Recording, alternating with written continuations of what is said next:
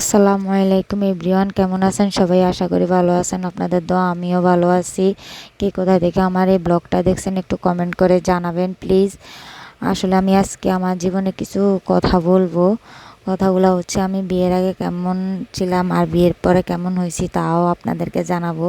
আমার মতো বেশিরভাগ মেয়েরাই কিন্তু কেমন, কে কে আমার মতো এমন তাও কমেন্ট করে জানাবেন প্লিজ। বিয়ের আগে না আমার ফ্যামিলিতে মাত্র আমরা চারজন, আমার বাবা আর আম্মু আর আমার ভাইয়া আর আমি। আমরা ভাই বোন মাত্র দুইজন। তো আব্বু থাকতো বিদেশে, ভাইয়া তার পড়ালেখার মাঝামাঝি সে লক্ষ্মীপুরে জব করতো।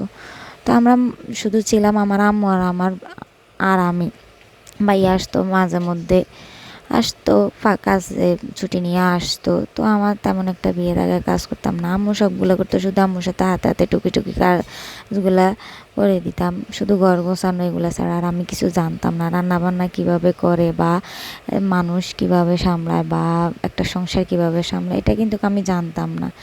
বিয়ের পরে জানছি। আমার হাজব্যান্ড যখন অনার্স ফাইনাল দেবে লকডাউনের সময়, তখন তো পরীক্ষা ফিস নামছে। তো লকডাউনের পরে দিয়ে আমার বিয়ে হয়েছে, মানে লকডাউন তো শেষে দিয়ে আপনার আমার বিয়ে হয়েছে 2020-এ, তাও লাস্টের ডিসেম্বরের 11 তারিখে। আমার এখন বিয়ের 4 বছর চলে। তখন আমার হাজব্যান্ড শুধু টিউশনই করতো, তো তেমন কিছু করতো না। আমার শ্বশুরের উপরে পুরো সংসারটা ছিল।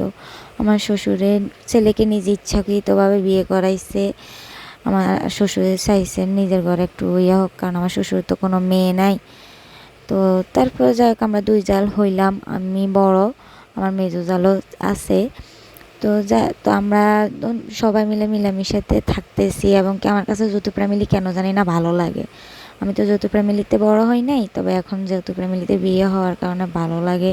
আছি সবাই মিলে, এখন হই হুল্লোড় করতে পারি বা সবাই মিলে ইয়ে করতে পারি। এখন আমার ছোট ছোট দেবর দুইটা আছে, একটা গত বছর ইন্টার পাস করছে, আরেকটা এবার নিউ টেনে। তো যাই হোক, আর আরেকটা কথা, সবাই কিন্তু মনে করবেন আমাদের রিলেশনের বিয়ে না, আমাদের রিলেশনের বিয়ে না, আমার ফ্যামিলিগত বিয়ে হয়েছে, আমার দূরের আত্মীয়ের ভিতরে, মানে আমার এই বিয়েটা হয়েছে। আমার এ জায়গায় বিয়ে হওয়ার কারণ মেন হচ্ছে ছেলে ভালো, ছেলের ফ্যামিলি ভালো। এই জন্য আমার ফ্যামিলি এবং আমার মামারা টাকা পয়সা চায় নাই। বলছে যে ছেলে যদি পড়ালেখা করে, ভদ্র থাকে, চরিত্রবান হয়, তাহলে একদিন না একদিন তোকে কিছু করে খাওয়াবেই, তখন তো সুখের অভাব হবে না। আলহামদুলিল্লাহ আমি আমার ফ্যামিলি এবং আমার মামাদের কথা হাতে হাতে পাইছি, কারণ আমার হাজব্যান্ড এখন কোরিয়াতে থাকে। আলহামদুলিল্লাহ, আল্লাহর কাছে লাখো শুক্রিয়া, আমি এখন অনেক সুখে আছি, এবং কি বিয়ের পরেও ছিলাম। আমি এটাও অনেক আল্লাহর কাছে শুকর যে আমি আমার শ্বশুরের রুজি রোজগার থেকে আমি খাইতে পারছি। সবার কিন্তু কে ভাগ্যটা থাকে না, সবাই বিয়ের পর হাজব্যান্ডের রুজিয়ে খায়। বাট হাজব্যান্ডের জব করে, চাকরি করে, তার হাজব্যান্ডের ইয়েতে খায় না।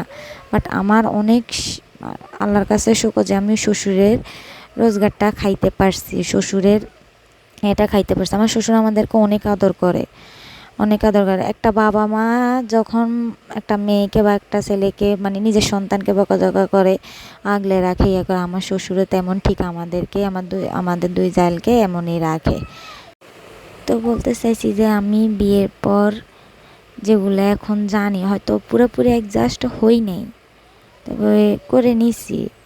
সম্পূর্ণ যে আমি 100% যে অ্যাডজাস্ট হব বা পুরোপুরি ওদের মতো কাজ জানবো তা কিন্তু না, আমার সময় লাগবে, সেটা স্বাভাবিক, সব মেয়ের সময় লাগে। আমার এখনও সময় লাগতেছে ওদের সাথে আমি অ্যাডজাস্ট হইতে। আমি তবে আল্লাহর কাছে শুকর অনেক সুখে আছি, আলহামদুলিল্লাহ অনেক ভালো আছি। তো আমার এত রান্না কিভাবে রান্না করে, বা আমরা ফ্যামিলিতে আছি 8 জন। তো সবার রান্না, আমি দুজনের রান্নাও কিন্তু রাঁধতে পারি না, কখনো পারিও নাই। কিন্তু আমি বিয়ের পর যে আমি এতজনের রান্না করতে পারি, এটা আমি নিজেও অবাক। এখন আলহামদুলিল্লাহ আমি নিজেই রান্না করি, আমার যায় আরগুলো আমাকে আগান জোগান সব কিছু করে দেয়, আমি রান্না বান্না করি। তো দুজন আমার বাচ্চা আর আমার জালের বাচ্চাকে আমরা আমার শাশুড়িকে দিয়ে রাখি। তো আমরা আর কাজগুলো করে ফেলি। তো আমি এখন নিজে অবাক নিজের কাজকর্ম দেখে, কারণ আমি এত কাজ কখনো করি না এবং জানিও না। মেন হচ্ছে আপনার যদি মন ঠিক থাকে, মনের মধ্যে যদি জোর থাকে যে আমি না এটা পারবো, তাহলে আপনি সবই পারবেন। আর যদি আপনার মনে যদি না থাকে যে আমি এটা পারবো না, আপনার মনেই যদি আগে আশা রাখেন যে আপনি পারবেন না, তাহলে আপনি কখনো কোনো কিছু পারবেন না। আমার মনে আশা ছিল যে আমি ওদের সাথে অ্যাডজাস্ট হতে পারবো, আমি করতে পারবো। তো পারছি, তবে পুরোপুরি পারি নাই, হয়তো আরেকটু সময় লাগবে পারতে। আর আমি টিনের ঘরে বা কিভাবে করে বা আমি টিনের ঘরে হাবভাবও বুঝি কম। বিশেষ করে আপনার ধানের কাজ, আরও মোটা কাজ, এগুলো আমি কখনো করি না এবং কি জানিও না। তবে আলহামদুলিল্লাহ এখন টুকিটাকি একটু হলেও জানি, কারণ আমার শ্বশুরদের ধান আছে। আগে আমি এগুলো বুঝতামও না, জানতামও না, কারণ আমি তো আগেই বলছি আমার ফ্যামিলিতে তেমন কেউ নাই, আমরা এই দুইজন, আমাদের এগুলা করেও না। তো আমি বিয়ের পর জানছি এবং কি শিখছি, কারণ আমার মনে আগ্রহ ছিল এগুলা শেখার জন্য আর করার জন্য। তাই আমি শিখতে পারছি, আগ্রহ আছে দেখে আমি শিখতে পারছি। আপনারাও আগ্রহ দিবেন, দেখবেন সব কিছু আপনাদের ইজি হবে। মেন কথা হচ্ছে আপনার মনের জোর, মনের জোর থাকলে সব কিছু হয়, মনের জোর না থাকলে কোনো কিছুই হয় না। তা আমার মতো যদি আপনাদেরকেও এমন হয়, তাহলে সবসময় মনের জোর থাকতে হবে। আর আলহামদুলিল্লাহ একটা সুন্দর একটা ফ্যামিলিতে আসি পড়লাম, যা কাজ ভুল হলে শুধরাই দিতে পারে এবং কি দেখাই দিতে পারে। আর আল্লাহর কাছে লাখো শুক্রিয়া যে এইভাবে একটা ফ্যামিলিতে আমি পাইছি। হয়তো ওইভাবে আমার টাকা পয়সা এখন হয়তো হয়েছে, আগে তেমন একটা ছিল না। আমার হাজব্যান্ড এখন জব করে, আগে একজনের রুজি দিয়ে আমরা কিন্তু চলতাম, আমার শ্বশুরের রুজি দিয়ে। তবে আল্লাহর কাছে লাখ লাখ শুকর আমি ফ্যামিলিটা পাইছি। আমার মেন হচ্ছে টাকা পয়সা না, আমার ফ্যামিলিটা পাইছি আমি।